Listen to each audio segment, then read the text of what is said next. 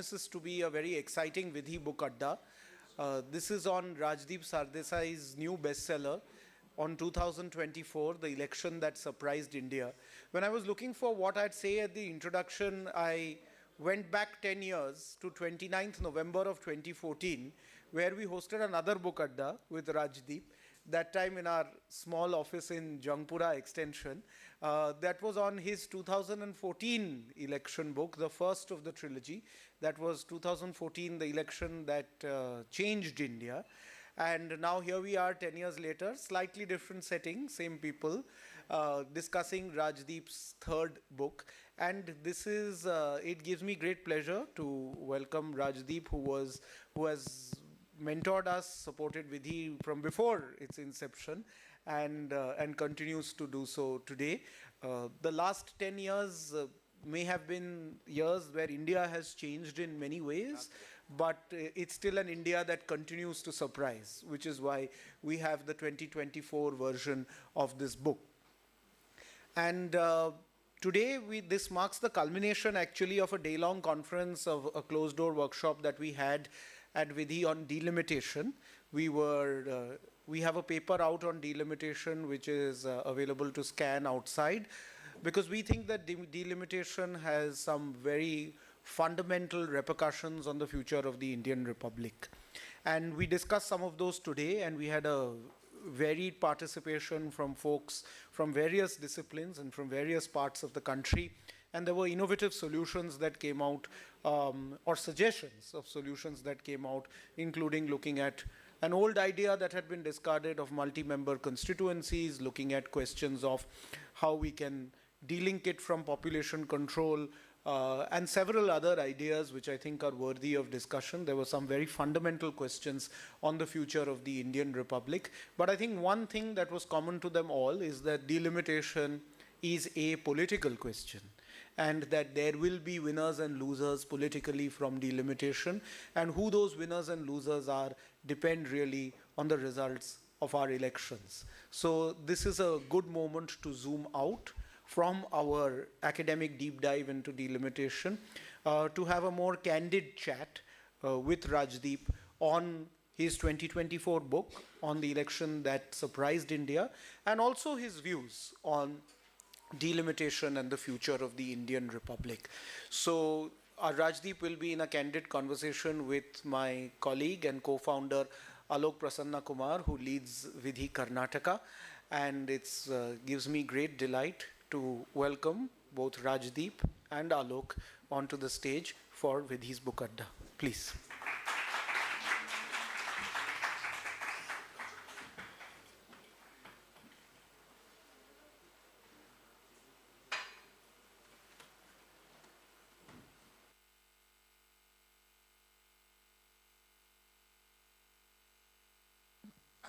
And I find myself in a slightly unusual position of having to interview someone who's made his name by interviewing a lot of people.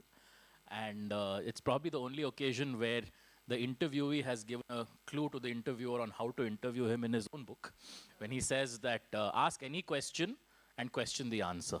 So I'll try and take that precept forward in this particular discussion. I'm not going to try and cover every single thing in the book. I think it's a very well-written, very comprehensive, and needless to say, a very interesting book. Once again, a very interesting clue has come in the first and the last chapters of the book, where Rajdeep has kindly written about frequently answered questions about the book and the results. So I'm going to avoid all of those questions as well.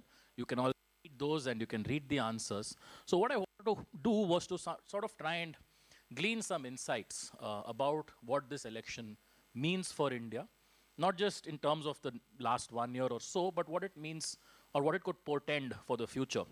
So let me start with a question that I, as a Bangalorean sitting several thousand kilometers from Delhi, have been wondering about for a while. What's changed in the way the government has functioned post the 2024 election? Because I think that's the the surprise part of the book. What do you think has changed because of the surprise? First of all, thank you very much, Alok and Olgo, for that very kind introduction as well. And it's wonderful to be here and watch Vidhi grow from where we were in Jangpura. I didn't remember it was 10 years. They seem to have passed rather quickly, which seems strange.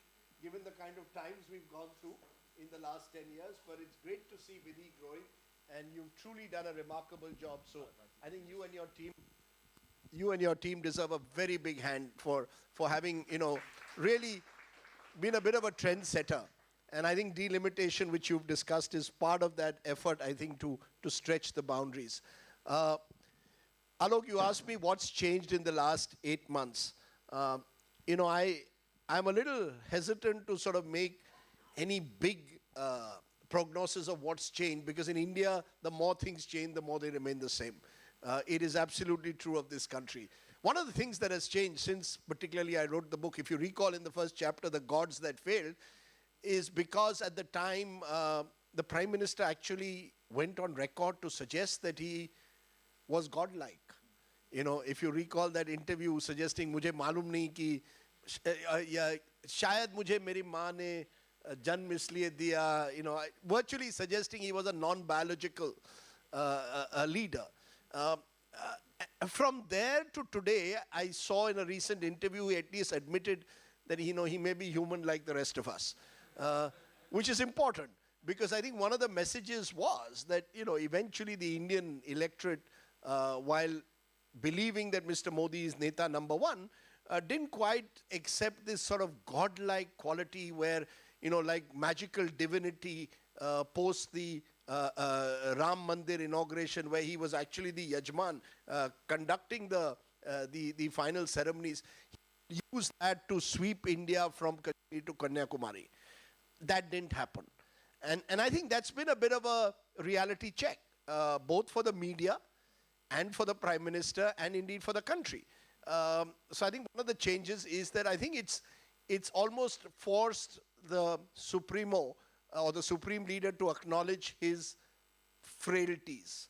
He may not acknowledge it as publicly as we would want, but somewhere I think there is an acknowledgement that 2024 was a bit of a wake-up call.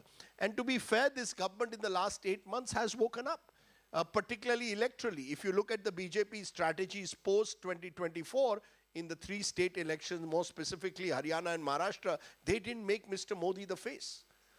It was an election that was fought on far more localized factors.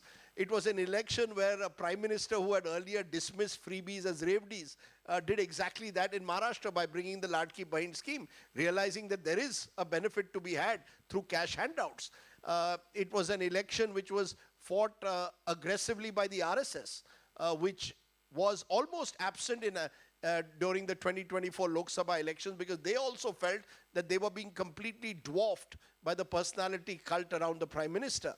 And the RSS did play a major role, especially in Maharashtra and to some extent in Haryana, in doing the micromanagement and the foot soldiering that the BJP often needs during its election. So the machine is intact, but the machine has been forced to tweak itself. In the larger political sense, I think, as we are seeing, whether it's with the Waqf Board bill, whether it's with one nation, one election, and potentially with delimitation as well, there will be an effort made to try and evolve a broad consensus. I'm not saying that doesn't mean that that the government of the day will back down or will not go ahead with its legislative agenda, but I think because this government does not have the kind of overwhelming majority that it was hoping for in Parliament, just the sheer arithmetic of numbers forces it almost to go at least through the process of consultation and trying to evolve a consensus. And I think that's important, because I think one of the things that stood out in Modi 2.0, that's from 2019 to 24, was a somewhat disregard for any kind of consultative or consensual process.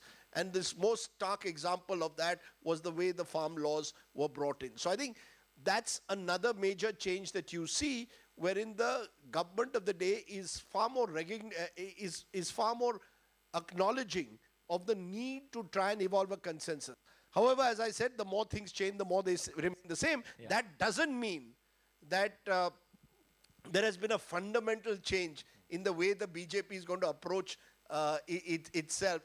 And from time to time, you will see an assertion of a strong, assertive Hindutva politics. We see it both in public pronouncements as well as possibly in some of the steps that they will take. So they're not entirely going to change the way they believe their ideological moorings are.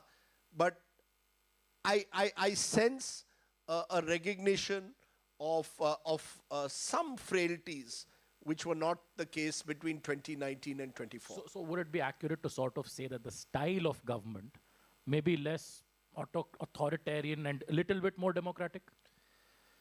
I wish I could say that with, as I said, with the kind of certainty that you want me to put to that question, a yes/no answer. No, I can't give you a yes/no answer. Look, leopards don't change their spots so easily, and I don't think the fundamental nature of this government, which is domineering, is going to change. Look at the way Parliament functions even now. I mean, Parliament essentially still tries in its own way. The government still tries to bulldoze its way. It may, as I said, go through the process at least of consultation, of sending bills to select committees and standing committees, which they didn't do. But in the end, I think this government does have, I mean, their instinct is my way or the highway. That's their instinct. Whether it is then the way you anoint chief ministers or make chief ministers. Just look at the way chief ministers are appointed, or look at the way allies are marginalized if you don't need them. In my home state, Eknath Shinde thought he had won the election. Now he's wondering, what his future is, because the BJP doesn't. So the use and throw politics that I mentioned in my book is still very much there.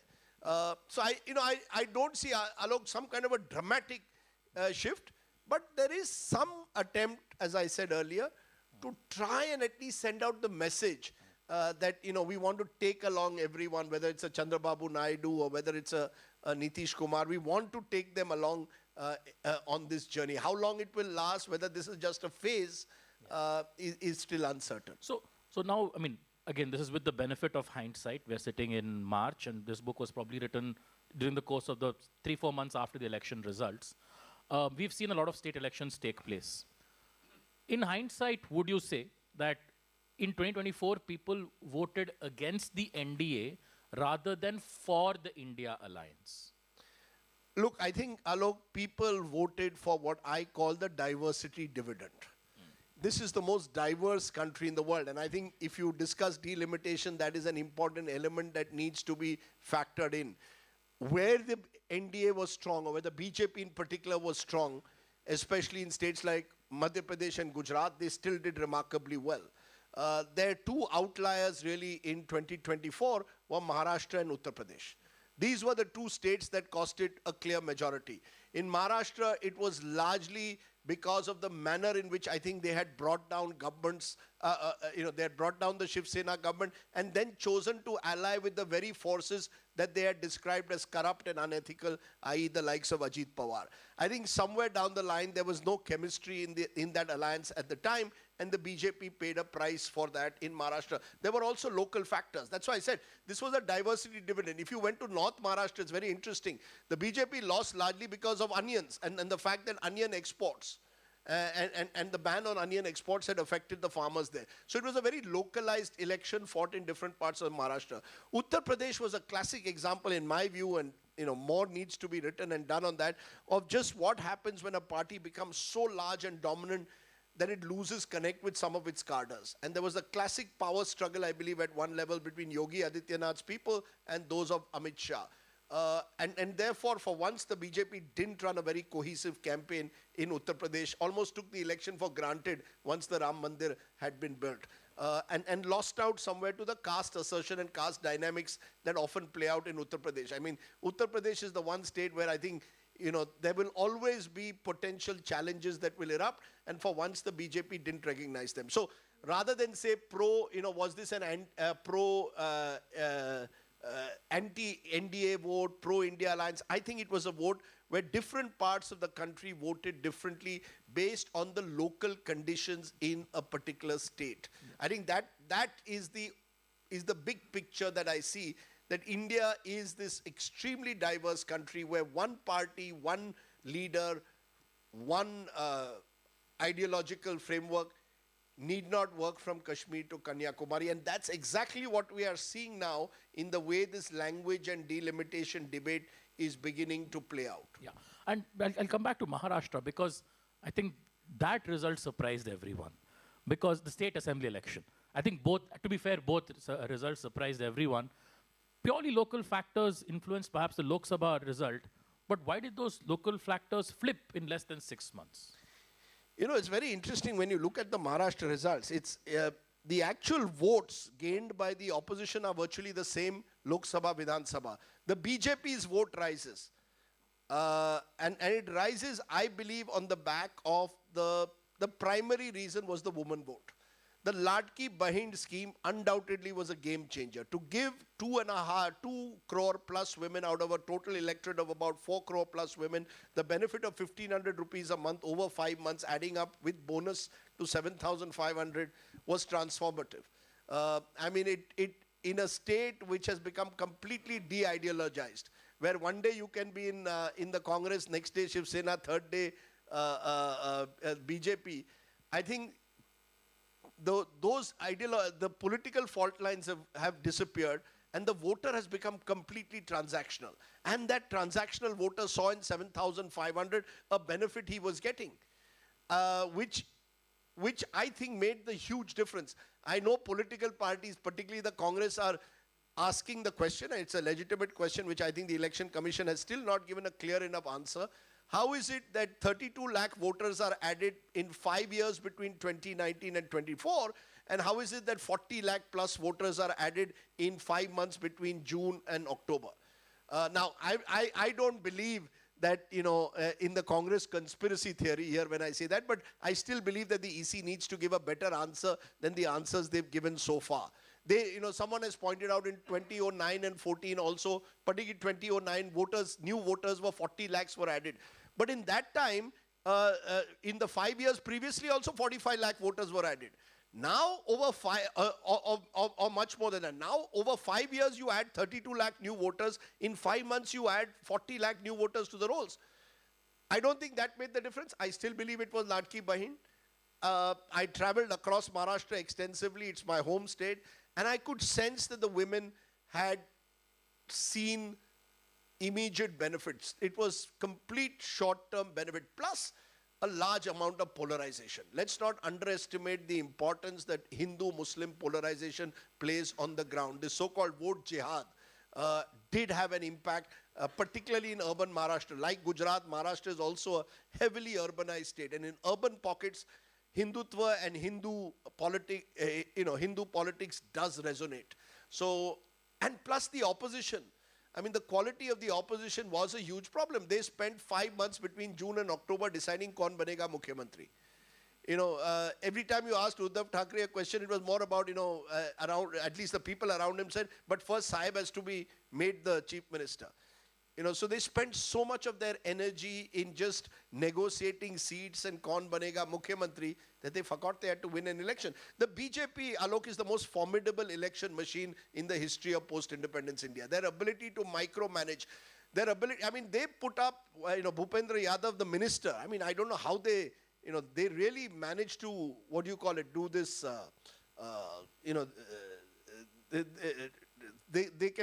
they can be ministers and they can be election managers at the same time. Total football for politics. Yeah, total football for politics. And his sole task was to organize the OBCs of Maharashtra. So they held hundreds of these small OBC sammelans over those 5 months. The RSS claims that they had about 60,000 meetings across Maharashtra, and the RSS understands the state rather well. So their level of micromanagement is overwhelming, their booth level management. And yes, finally, let me put in the point of money. I don't think, and I know this from sarpanches, and now, unfortunately, there's been this terrible incident of a sarpanch who was killed recently because he tried to stop an extortion bid. But the sarpanches that I know from the time of being a young reporter and I've kept in touch told me, sir, in Marathi, एवढे पैसे बघितलेच नाहीये. There were money was being thrown. Candidates were willing to spend 5,000 rupees a vote in a particular constituency of Marathwada. Just think of the scale of the money that was involved in that campaign. It's overwhelming. I'm not saying that money has not existed in the past or pre-2014, but I think the scale of it is astonishing at the moment. And Maharashtra is a good example of what money power can do, whether it's through a Ladki Bahin or whether it's just providing votes for, in those last few days before election. It is overwhelming. I mean, I don't like to believe netas when they throw money, when they throw numbers at you. But some of them have told me 50, 60 crores just being spent in a constituency to manage the electorate. I'm from Karnataka. None of these numbers surprise me. No, because If you were from Telangana, they would put Karnataka even further down in the pecking order. yeah. Or Andhra, Mr. Justice Chelameshwar will know more. Yeah. No, because I think money power is one thing, but I think this important question, and I've been trying to ask as many people as possible, and since you went on the ground and you know Maharashtra well, do you get the sense, Rajdeep, that women voters are voting as women and not their other identities also? You know, it's a fascinating question, and it's a question, look, I think there is some merit that there is a women's vote bank emerging. I threw up this idea pre-Delhi election that show me an election in the last 10 years that the winning party has won without, that a party has won an election without getting a majority woman vote, right? Your male vote may be an equal skew, 3-4% here, but show me a political party that has won an election without getting a majority women's vote. Delhi is perhaps the first example. Some post-poll surveys show Aam Aadmi Party was slightly ahead among the women's vote compared to the BJP, and yet the BJP won the election because they got a stronger support among men. But that's an exception, an outlier. Across this country, Madhya Pradesh, Maharashtra, Bihar, Bengal are all good examples, Karnataka, of where the woman has solidly voted for the winning party. There is a woman vote out there. There is absolutely no doubt in my mind. Is it a transactional vote that is only attracted by the kind of sort of freebies or cash handouts that you're offering? We don't know. Is there something more that the woman sees at election time? It's hard to figure out, but the most successful politicians, no doubt, at the moment are those who have consciously tried to address the woman voter. And I think in Maharashtra, they did it in this brazen transactional fashion. Mamata Banerjee has done it, I would say, almost over a period of a decade, recognizing that that's the vote bank that could ensure that she remains in power in Bengal. Jayalalitha did it even before that. So there is a woman vote bank out there. Does it cut across caste and class?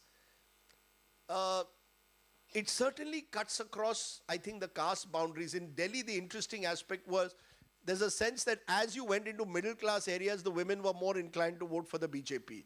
The poorer woman was more inclined to vote for the Aam Aadmi Party because she was the direct beneficiary of free bus rides or the kind of handouts that were being offered. So I don't think women voters vote cutting across class boundaries. I think class is still resilient.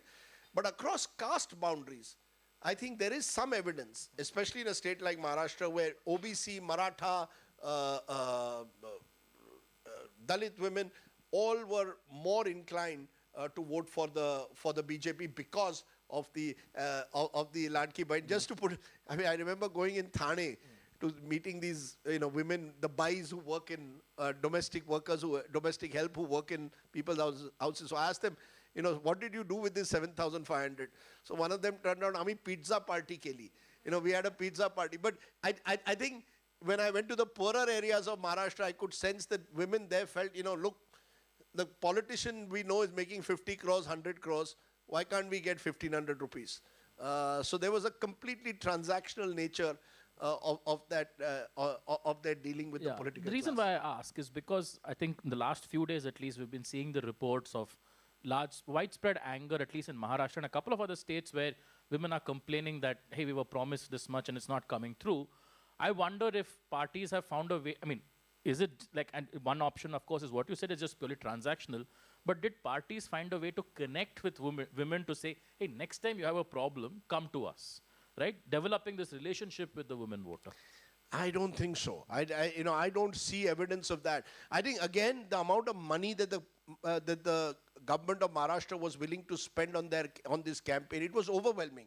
Anyone in corporate India would be staggered by the way in which this campaign was pushed across every possible media platform.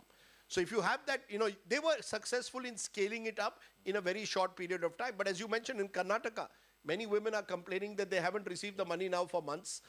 In Maharashtra, the women were promised 1,500 will become 2,100. The budget, which was announced yesterday or day before, has cut down the allocation for Latki Bahin from 46,000 crores to 36,000 crores. I was interviewing the Telangana Chief Minister the other day, and he also said, we now need to sit in a closed room and discuss just how many of these guarantees can we actually fulfill. So I think reality is sinking in. I don't think it can remain purely transactional. It has to be something more. Prime Minister Modi, to his credit, over these 10 years has consistently targeted the woman voter. And therefore, he's tried in his own way to build some kind of a connect with the woman voter. Has it always worked? Not necessarily. I think Mamta in Bengal, the Prime Minister here, has tried to make it a much more long-term relationship. If you look at Mamta's choice of MLAs, ministers, I mean, she has 30-odd% of her MPs are women. Naveen Patnaik also attempted the same. You see, they are actually giving political representation as well, right through, from grassroots level to the top. So if you do that, if you do it more on a sustained basis, Nitish Kumar, in Bihar started, I think, 50% reservations in panchayats for women. And he did that 10, 15 years ago. So he's been able to almost create a loyal base for himself over a sustained period of time. I don't think just a freebie helps, just a cash handout helps. I think you've got to show the Indian woman that you are committed to empowering them beyond just the cash handout. Oh, that's a very important insight, because that brings me to something which I think you mentioned Avdesh Prasad as saying this in Ayodhya. He says, "Ye election महंगाई और बेरोजगारी पे decide होगा." Did that really happen? Because I guess that was how they sort of saw it. How much would you really put weight on it? Look, I think there are two parts to it, Alok. I think there is, you see, one of the big changes, the shifts that took place in 2024 was the Dalit vote. If you look at post-poll analysis, they show a 5% swing away from the BJP towards the India Alliance among Dalits. It is my theory, this is not, and this is partly anecdotal, that among those who suffered the most post-COVID, with informal labor, losing jobs, losing incomes, were Dalits at the bottom of the pyramid. They believed, but I think added to that was this sort of fear-mongering campaign of the Congress, कि संविधान खतरे में है, which was actually आरक्षण खतरे में है. It was not so much संविधान खतरे में. The real issue was we will lose our reservations. And I think that had an enormous impact, for example, on those at the bottom of the pyramid. So Avdesh Prasad is a Dalit. Ayodhya, the caste factor played a role. He gave me a caste calculation which suggested that he's contesting against someone who's an upper caste, Thakur, a Thakur. So the Thakur will only get these communities, I will get the rest. And he was almost right. In Uttar Pradesh, it's staggering how sometimes the sort of grassroots politicians can do their caste calculations. So there is that, so I think it was, at the end of the day, it did show that at times caste can trump community identities. I mean, if after Ram Mandir, in Ayodhya, with all that media spectacle created, if a 78-year-old sort of aging politician can defeat the might of the BJP in Ayodhya, in Faizabad itself. A Samajwadi politician, and he belongs to that tradition, right? Yeah, he comes. Famously, he comes from the Charan Singh days. I mean, he comes from the old sort of movement of the old socialists, very close to Mulayam Singh as well. Now, I think it does again show the fractures that exist in Indian society. I think we've got to recognize that this homogenization, this treatment, I think where the media gets it wrong is we treat Indian politics as a monolith. And I think, Indian politics has so many fractures, so many cleavages out there. Understanding them is never easy. And I think that's why Indian elections will constantly throw up some element of change and shifts. A couple of states may be resistant to that. I think Gujarat and Madhya Pradesh are the two states, particularly Gujarat, where you see a certain continuity in the way politics has been practiced. But across India, including in Maharashtra, there is some churning which always goes on at the bottom of the pyramid. And I think those of us who sit in Noida studios are particularly vulnerable to failing to recognize this churning because we are so caught up in our own hubris. So if the Prime Minister thinks he's a non-biological God, there are people in television studios also and pollsters, who see themselves as godlike figures. And I think I'm glad that we are all the gods that failed in 2024.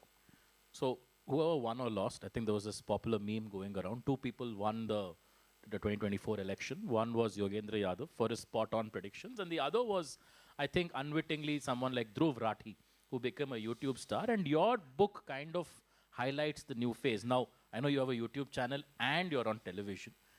Do you see YouTube as the future for independent news media in India? And perhaps maybe we're overstating the case. What could be the challenges that it might face? Okay, first of all, since you mentioned Yogendra Yadav in particular as one of the winners, no one is a winner for long in India. He then goes to his home state of Haryana and predicts a cyclone, and the cyclone never happens. It's again an example. Don't get ahead of yourself too soon. He's a dear friend, but as I said, we all can get it wrong. Dhruv Rathi is an interesting phenomenon. He got all those sort of, what do you call them, hits or, views. He got all those views. But, did it make that much of did it impact the actual election narrative?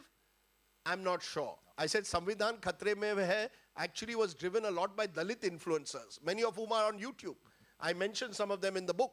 And very few of us know them, but they also get lakhs of views to all their videos. There is a huge community of Dalit influencers who are targeting completely different audiences to a Dhruv Rathi, for example.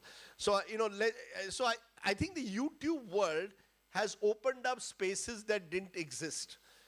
Because it is possible, therefore, for a young Dalit YouTuber to create this community website and be reasonably successful. Not necessarily in revenue terms. You see, I think the worry is YouTube may not be able to create an institutionalized media framework that can challenge legacy media beyond a point. What it can do is give spaces to people to project alternative viewpoints, which are very important, I believe, in a democracy as diverse as ours. Will it replace legacy media? I think for that we need to see a more sustainable revenue model that can be scaled up over a period of time. And unless we see that, we will be stuck in a way with more traditional media. But I'm glad that this election was at one level fought on YouTube because it just opened up, I think, more spaces. And because I said this election ultimately for me was a triumph of the diversity dividend, YouTube also reflected that diversity, that it is no longer, I cannot monopolize. One thing is certain, the mainstream media can no longer monopolize the narrative. And that's the best thing that could have happened. All of us, as I said, who sit in our Noida studios believing that, the nation wants to know because we want to know, have been brought down, are living in are living in our own sort of bubble. Because outside, someone just came, saying that I saw your YouTube interview with Samdesh. Now, and it's got 3 million plus views and all kinds of people have watched it. And it's in English. Now, imagine if you did that in Hindi. I mean, I see Lallan Top, which is a channel that we bring out. Today, you go to any corner of UP and Bihar. Everybody's watching Lallan Top on their mobile. Now, Lallan Top is not a YouTube channel, but only a YouTube channel, but it is using YouTube as its primary platform to reach out to millions of people. So I think there is something happening. There is a churn, definitely. Will it replace legacy media is the only thing that I'm not certain of. I think, unfortunately, legacy media, or fortunately, legacy media will still be there. No, because that's interesting, because this is something that I've been pondering, and especially since Ravish Kumar, whom you also write about in the book, famously left NDTV India to set up his own channel, and it was remarkable to see how quickly he gained traction, to which at today I think he has almost as many subscribers as NDTV India itself, right? Which begs the question, and I think the most important element of this is the revenue, which I don't think we talk enough about. I don't know, and I'm sure you have a lot of friends, you mentioned some of them in the book. Have you had a conversation with them about revenue? Do they find it sustainable? Do they find it allows them to do the kind of journalism that they want to? Look, I think they're certainly making a decent amount of revenue, But if they want to do, for example, the kind of news gathering that traditional journalism requires, for example, going to Manipur and spending a month there to understand what's happening, or sending reporters to every corner of a country with more than 730 districts, that's not possible. You can do stand-up pravachan and, say something provocative, and you have to say something provocative, which is part of the problem. You have to either be anti-Modi or vigorously pro-Modi. You're almost trapped in the polarization binary. So I don't think you can do classical, traditional journalism this way, and I don't know whether that revenue model is sustainable, but you can certainly express your views, speak out, and create a model that has a limited revenue generation, but can get large views. So you can, your views can remain almost the same as it was on television.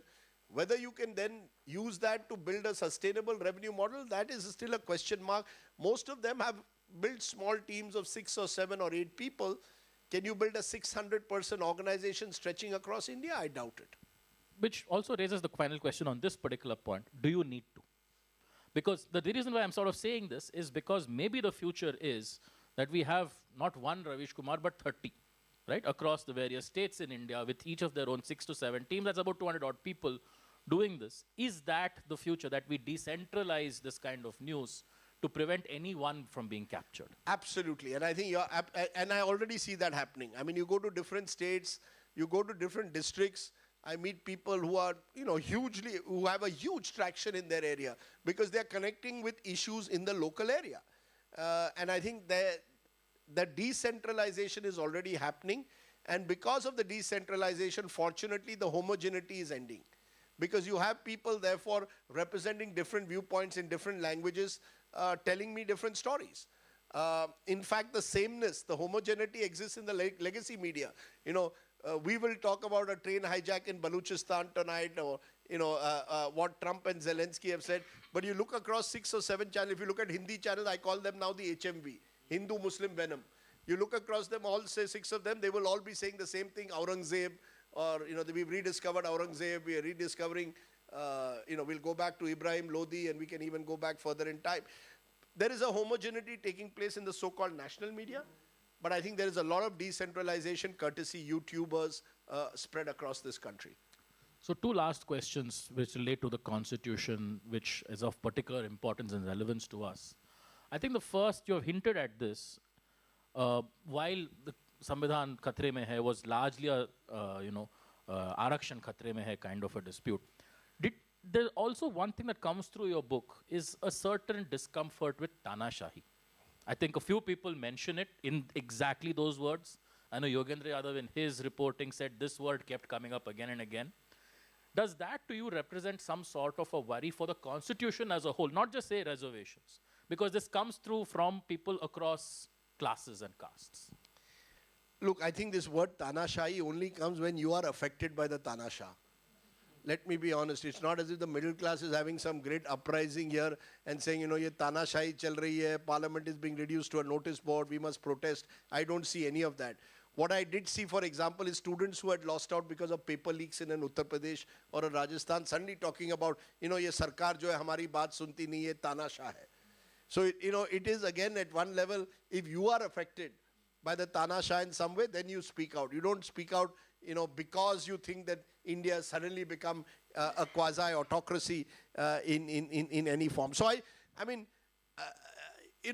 my own sense is that this Tanashahi, a large number of middle-class Indians particularly are so intoxicated at the moment by religion that I don't know whether they have time for Tanashahi.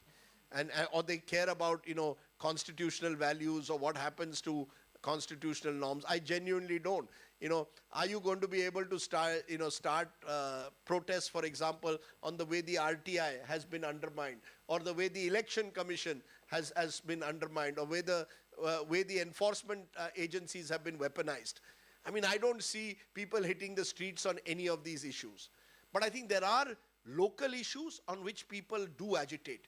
I mean, there are lots of little protests that are bubbling across this country in different forms. Gujarat, interestingly, is perhaps a good example of what a Tanashahi could look like. I was in Gujarat last month, and these activists pointed out that Section 144 is in place in Gujarat for the last 10 years. Since the Patidar agitation, it is routinely extended by 6 months. With no, now some guys have gone to the High Court there. The High Court, of course, is sitting on it. It will eventually probably come to the Supreme Court. But think about it. Routinely for the last 10 years, Gujarat has Section 144 in place for 10 years now. You cannot hold a gathering of more than 4 people technically without having police permission, or 5 people without having police permission. Now that to my mind is and the Gujaratis don't seem agitated enough about it. If you ask me, is the Gujarati urban middle class agitated about? No. But individual farmer groups, for example, have had protests. There's been a major medical scam. There have been protests. A lot of these protests don't get highlighted in the national media. But again, I know YouTube young friends of mine, both women, doing outstanding work reflecting some of this. So it's happening on the ground. Lots of little million mutinies, if you want to call them, bubbling all across this country. But most Indians, I don't see the constitution word or Samvidhan word as sort of becoming the basis for a nationwide agitation. I don't see that happening at all. The reason why I also ask is because I think one of the dominating images of this campaign was Rahul Gandhi waving that red constitution, which has nothing to do with the Vidhi red, I swear. He's still waving. Still waving it. What I was interested in was what resonance, what traction did that have? Look, I think it had traction to the extent that it was able to give the Congress a talking point. You see, the BJP's biggest success, particularly Prime Minister Modi over the last 10 years, has been in the way he's able to build a narrative. He's the master narrative builder. I'm no longer going to call him a master communicator. I want to call him a master narrative builder. I think there's a difference. A master narrative builder is someone who knows what is the narrative that will run with people at a particular period of time. And I think the Constitution gave the Congress for once an opportunity to actually be able to set the narrative and force the BJP to respond to it, which has not happened otherwise for the last 10 years. This was the one occasion where the Congress, through this Samvidhan, was able to reflect many of these concerns, whether it is that student who lost out on paper leaks, whether it were others who felt left out. See, there's a large number of people, of Indians, who feel left out and want someone to address their concerns. The Congress was able to some extent, reflect that. If they had a stronger organization, I think they would have done better. Look, let's be honest, Alok, in 2024, across the world, most incumbents lost. Modi survived. You had a half better opposition in this country, I believe Mr. Modi would have struggled even more. I mean, think about it. Nitish Kumar had been appointed your convener of your India Alliance in November. He would not have left because he would have seen the dream of becoming the Prime Minister of the country. With Nitish Kumar on your side, the India Alliance had every chance of picking up 25 seats in Bihar. If Mr. Naveen Patnaik had not appointed a Tamil IAS officer as his successor, there is every chance that Naveen Patnaik, hugely popular, could have staved off the BJP in Odisha. 2 or 3 small mistakes that you made also, just as the BJP made mistakes also in a state like Uttar Pradesh, the opposition made you, so the Samvidhan was not enough. But when coupled with the reservation fear, it did give the opposition a narrative to challenge the BJP's otherwise dominant narrative. Yeah. And finally, I think the topic that we've been discussing actually at a round table just now, which I think a lot of people, and it's coincidental that we organized this round table at the same time the issue has come to the news front pages of our news channel, is delimitation. The idea. You mean you set the narrative or you followed the narrative? Completely coincidental. Okay. Everyone else is free to draw their own conclusion. Okay. So this is something which, it's framed as a north versus south issue. It's framed as a rich state, poor state issue. But what do you see the real prospects, and what is underlies the fear of delimitation? Because that's the only way to describe the way in which the discussion is going. It's not that there are 2 different ideas going here. There is a response and a pushback based under certain underlying fear. What do you sense this fear is?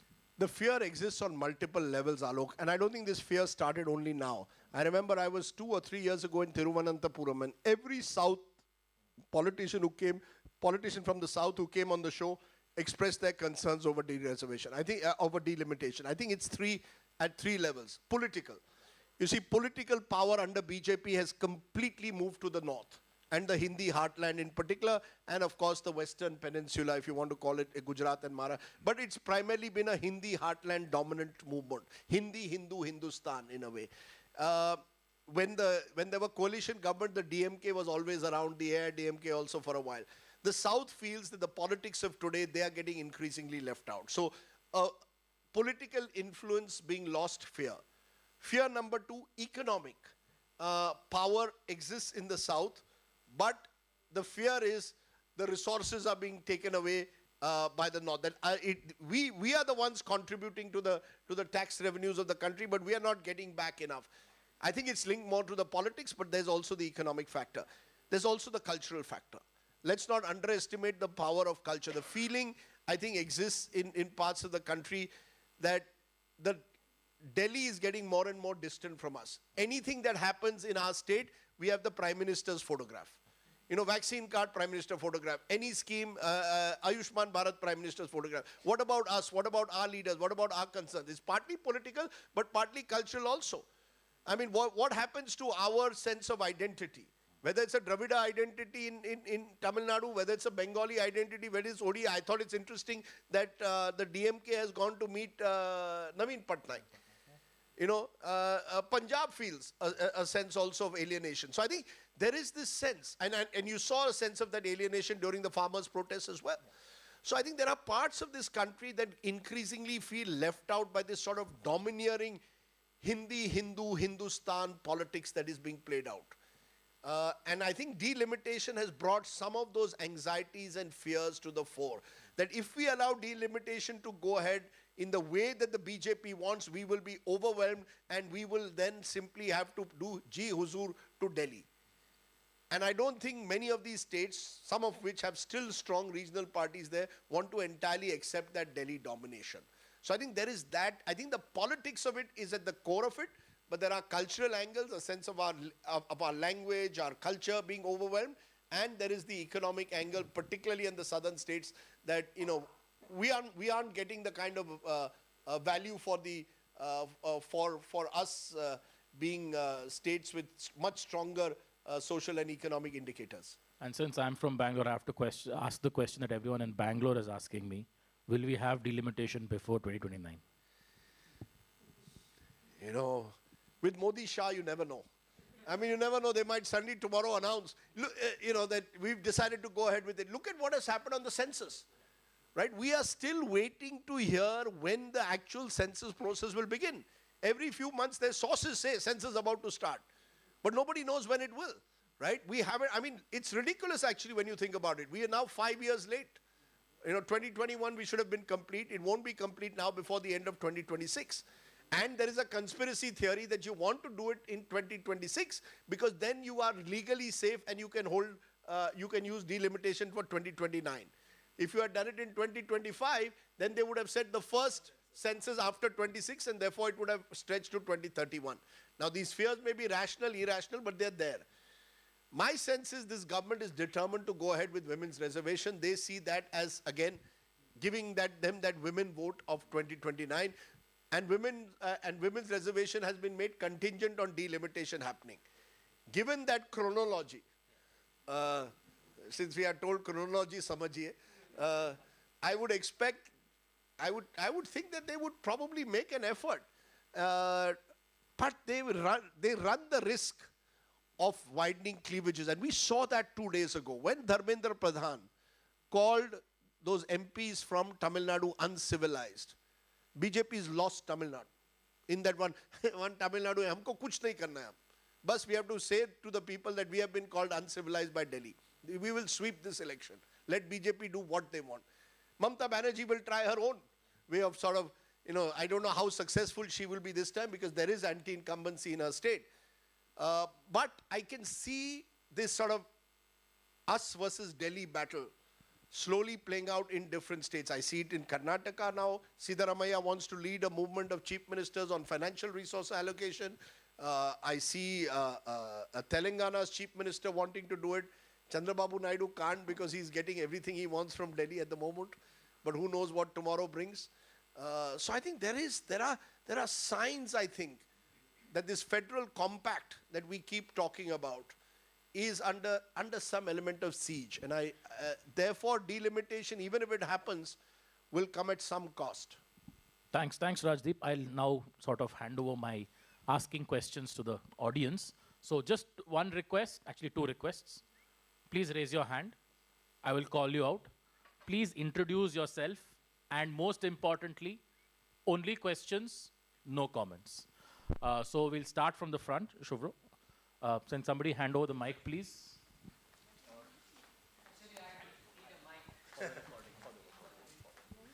Hi Rajdeep, I am Professor Shubhrajyoti Gupta from OP Jindal Global University. So my question is, I have two questions on 2 points that you raised. The first one, that when you said that BJP basically took a step back in this election because they lost ground. But could it be that they also failed to gain grounds in like southern states of Bengal where they had expected but not a realistic expectation? Secondly, about YouTube taking over this space, this really concerns me because I see what is going on in Bangladesh right now. The whole discourse is being guided by two individuals, one sitting in New York, one sitting in Paris, and there's a huge mobs going around with bulldozers. So what you would see as the likelihood of this coming to India at some point? You mean a YouTube-driven revolution? Yes, YouTube revolution.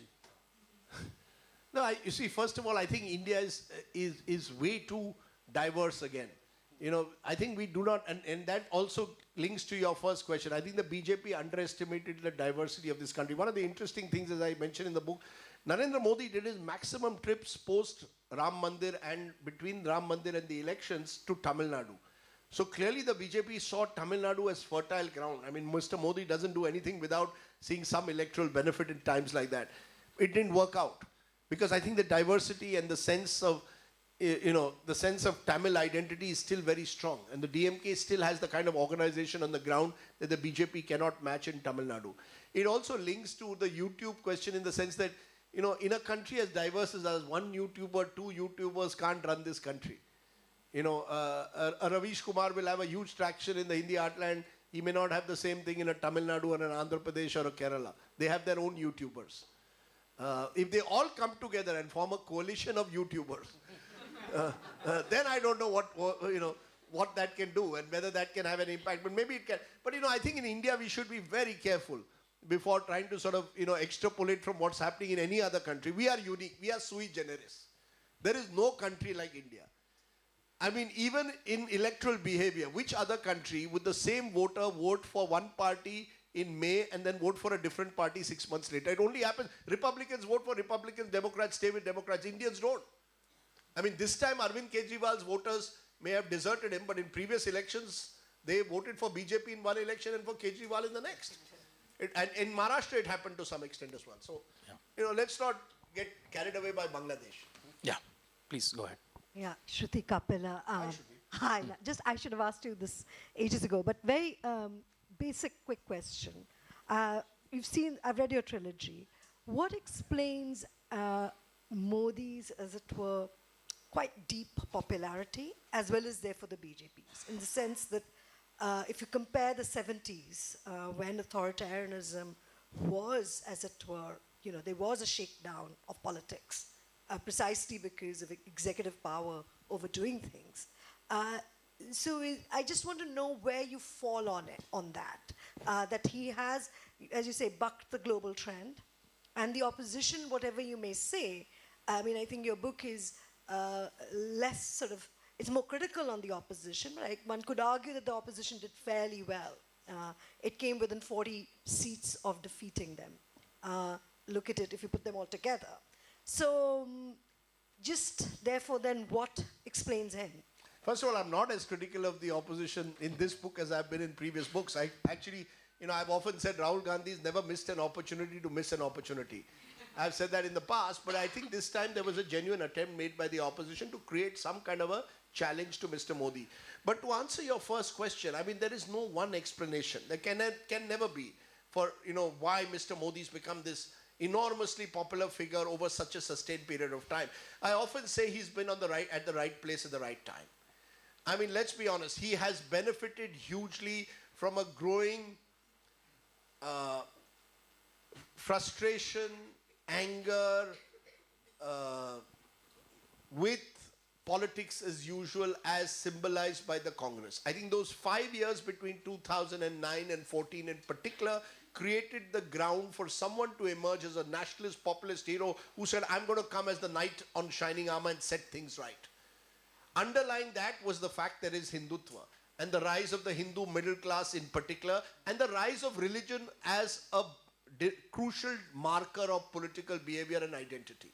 There's absolutely no doubt, but that's been building up for 25 years.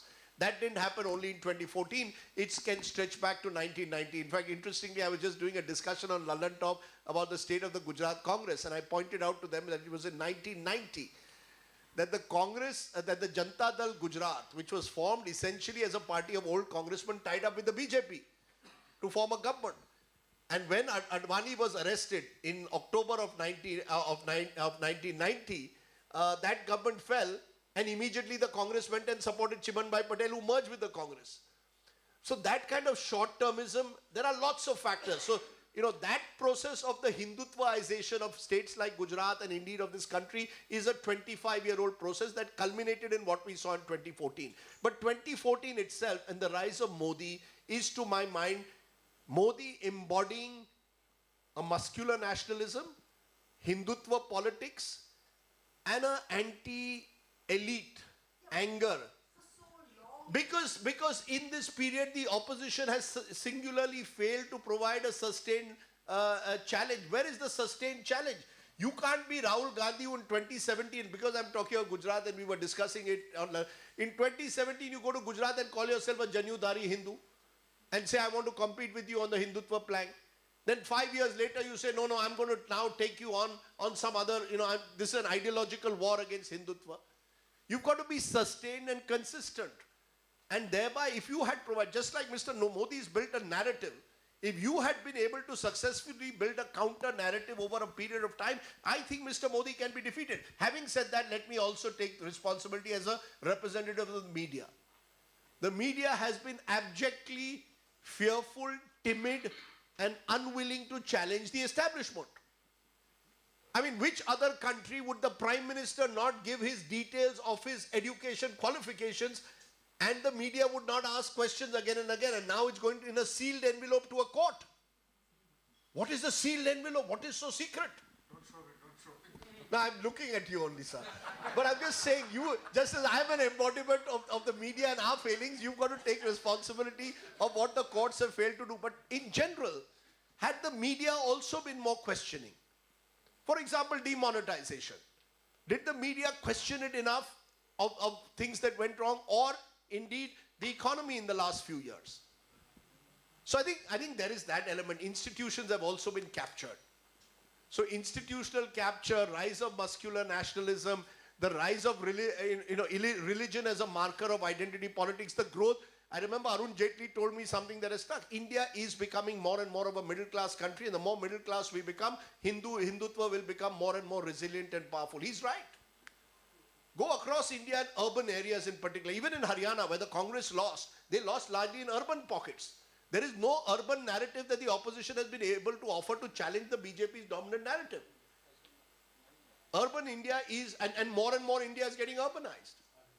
So as urban India sort of gets seduced by religion, seduced by this sort of media bombardment, I mean, to give you an example, I give this of what happened in Maharashtra. An aunt of mine rings me up a day before the elections saying, Rajdeep, what kind of a news channel do you run? I said, I don't run a channel in any case. No, where is this news? I said, what news? This Siddhi Vinayak temple is to be taken over by the Waqf board. So I said, where did you get this? She sent me a WhatsApp forward. Now, please think about it. A WhatsApp forward in real time must have gone to hundreds, thousands of WhatsApp groups. The impact that's had on people. She's a bank employee, retired bank employee, perfectly otherwise a normal person. But in some way, that WhatsApp tapped into certain prejudices and grievances. When you create a society based on anxiety, prejudice, grievance, then you are looking for this populist hero who's going to come around and play on those very anxieties. And the Prime Minister, astonishingly, We'll talk of Sabka Saath, Sabka Vikas probably at the Hotel Lalit. Send him to some other place, he'll speak about urban Naxals and about the Khan Market gang. So he plays into that. So, you know, it is the perfect act. And it's done over a period of 10 years. I think we have time for one final question. I'll ask the gentleman here. Please keep it short. We're almost out of time. Hello, sir. My name is Trayambak Chakravarti. My question is about community and ideology. And from what you said in the beginning, it reminded me of Devika Rege's book, Quarter Life, and how she described the Sangh Parivar in general and their success in community engagement. Like if you're a family, they'll be there at your deaths, they'll be there births, they'll be there with money if you need. My question is, where is the left in India who should be doing all this, who should be there socially, community-wise, economically as well? Where have you seen the left going? Why aren't they a factor anymore in Indian electoral politics especially? And has our community, the line shifted so much to the right, like in some Western countries, that there is no real left in India anymore?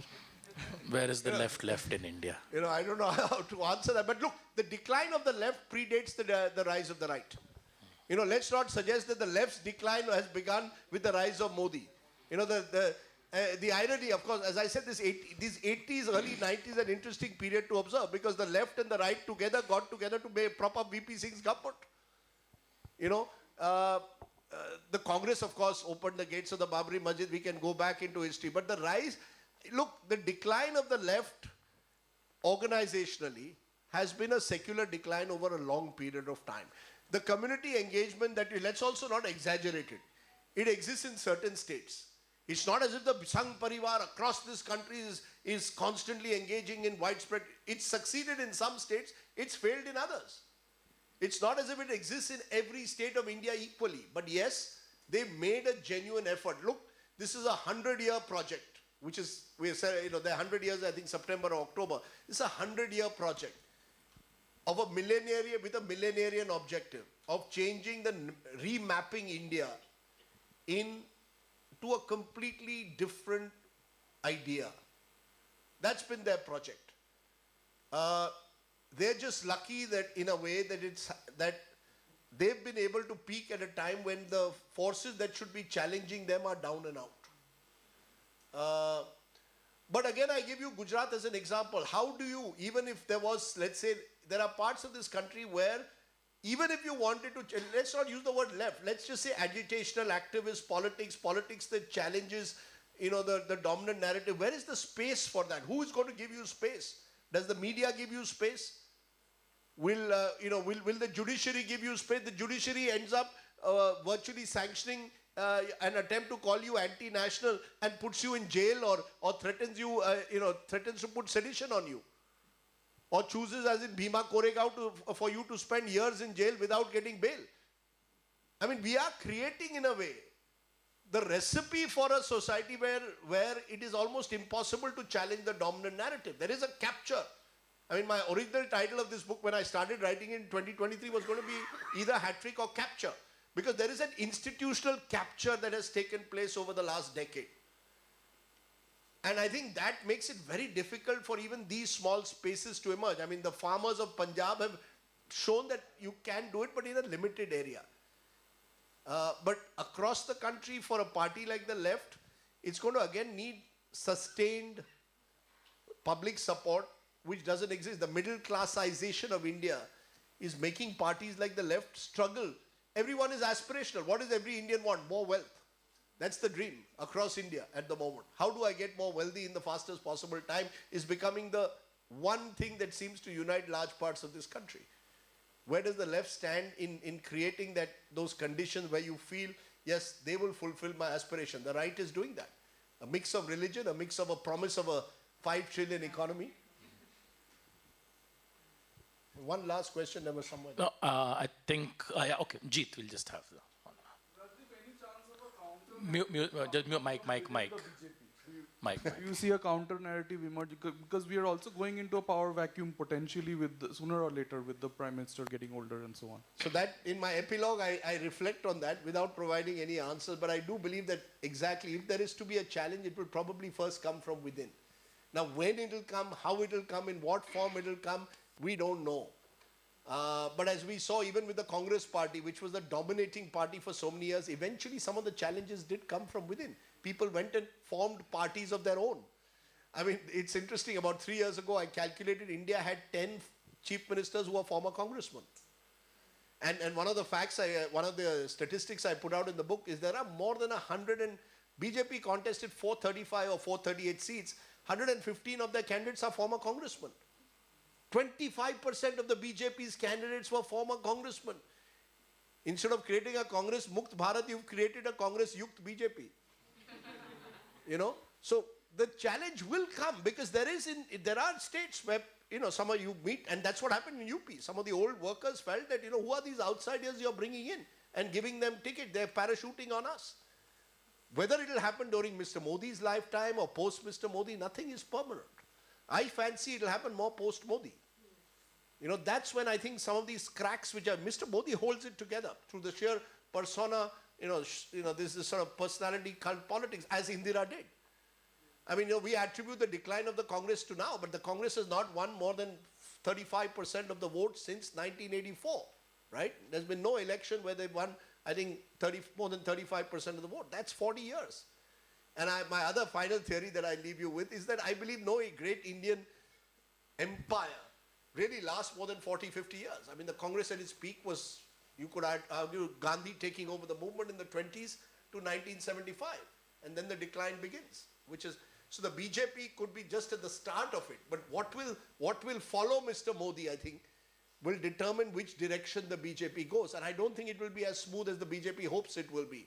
There will be cracks there, whether it's a Yogi Adityanath, or, you know, God forbid something were to happen tomorrow. I don't see any of the existing leaders of the BJP being dramatically able to sort of be as powerful. But I believe Hindutva is the dominant, and the BJP will continue to play a dominant role in Indian politics for the next 10, 20 years.